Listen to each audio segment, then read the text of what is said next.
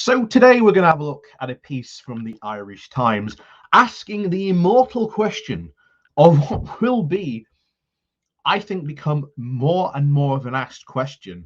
But the Brexiteers are going to run a mile every time this question gets asked. And that simple question is, what was Brexit all for? And of course, when you talk to these Brexiteers, just a couple of days ago, we did a live stream where we covered an ex-Brexit Party MEP, and he and his fellow Brexit Party MEP said what Brexit was all about. But it's kind of funny that they only really tell their fellow Brexiteers what Brexit is all about. If that were to say a news channel or like a general public, they wouldn't be, shall we say, as quite as honest and open as they really are. In fact, I went back because that interview was spawned by a piece in the Express, which the guy had wrote. And even in the Express, he doesn't actually openly say that they should go and join like the WTO and we need to become Singapore on the Thames. He never says that. So it's very interesting that they like to keep that to themselves.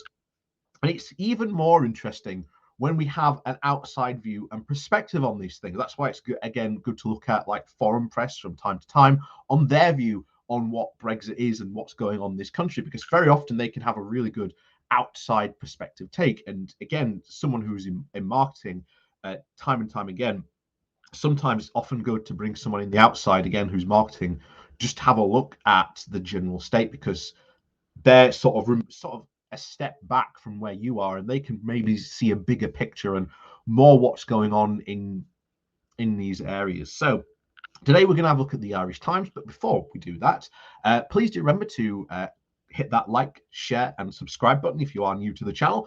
And of course, down below there are links to my Patreon page and a one-off link called Buy Me Coffee, where you can, well, buy me coffee. And as always, thank you very much to all those people who do support the channel that way. So on with this. So as we said, this comes from the Irish Times with the title of The Irish Times View on Brexit, a year on and all for what? 1 year on from the full implementation of Brexit, January the 1st, 2021. And in truth, the transition is far from over. So far, a balance sheet of gains and losses can only point in the direction of travel for the UK or the EU. But it is indicative of a very rough road that holds very little prospect from the promised glory days of a newly independent Britain. Even disentangled from the economic damage caused by the historic folly from this cause that was caused by the pandemic remains very problematic.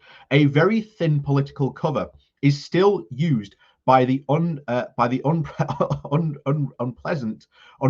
unpudent Brexiteers.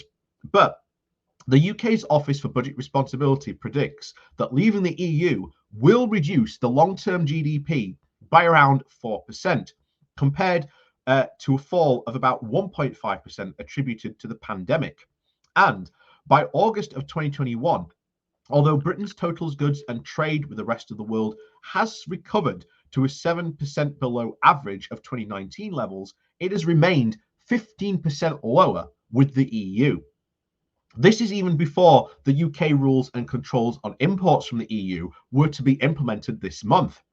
These require importers for goods from the EU to make the very cumbersome advanced customs declarations and pay any relevant tariffs.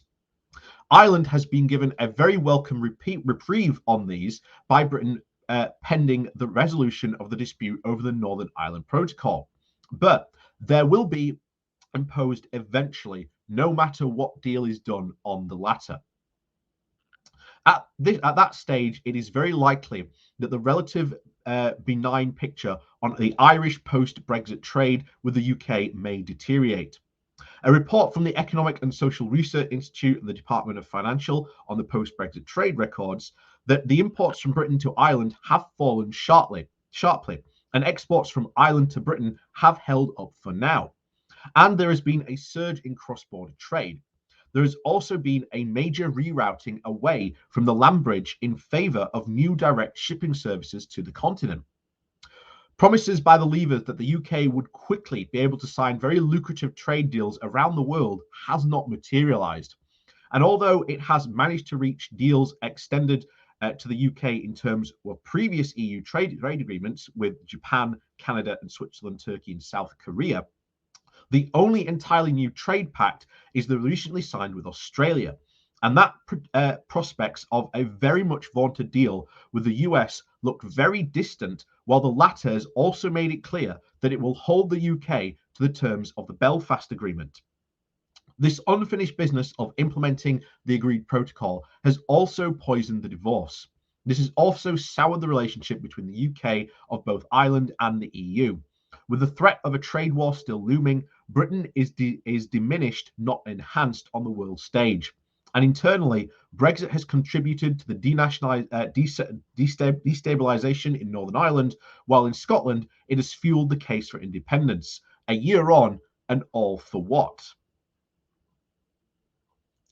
So this is, I think, the question that will be going on and going forward. And we can already see that just a couple of weeks ago, we did the article on the fact that the Brexiteers are now suffering from really high anxiety. We saw Boris Johnson promising just again a couple of weeks ago that he would maximize and speed up. I think that is not his intention at all. I think that has been deployed by him to try and, shall we say, calm the nerves of these Brexiteers. And even just again this week, we saw a Brexiteer stand up and complain about the trade deal with India would mean more Indians coming to the UK, which he said was not what the coalition of voters that again helped not only form the 2019 government in that vote, but also voted for Brexit, did not want. So already this coalition is going to fall apart. And the question will be asked time and time again throughout this year, and should be asked constantly whenever these Brexiteers come up. What was the point of Brexit, and what is this all for? And the other question should be asked is when they're actually honest, like we saw in that live stream video again just last Wednesday, it should be seriously asked the question of, why didn't you tell people that was what your objective was at the 2016 referendum? Because the idea of Britain leaving by itself, joining, just being, leaving on WTO terms and leaving completely, causes a whole mess of problems, not to mention, of course, the border between the North of Ireland and the Republic of Ireland, probably different trade deals pretty much collapsing instantly, probably even the one with Australia. And WTO terms aren't good. They are not good at all. You're talking like 15, maybe 20% tariffs on a whole lot of industries and goods that Britain exports and imports. So again, what was it all for? I don't even know. And again, I followed Brexit very, very closely, as you all may very well know. For the past year, again, since 2016, I've followed this, and even I can tell you that depending on what type of Brexiteer, even if you get a Brexit supporter, they will say a whole range of different things. You cannot get a very clear consensus on what Brexit was for, unless you're talking, should we say, to the League Brexiteers. Then it's all about making Singapore on the Thames. But again, as I've said continuously, go back to 2016, they denied that that was what Brexit was about. So, as always, thank you very much for watching. Please do remember to hit that like, share, and subscribe button on your way out. And of course, down below, there are links to my Patreon page and a one-off donation link called Buy Me a Coffee, where you can, well, buy me a coffee. And as always, thank you very much to all those people who do support the channel that way. And of course, we'll see you all next time.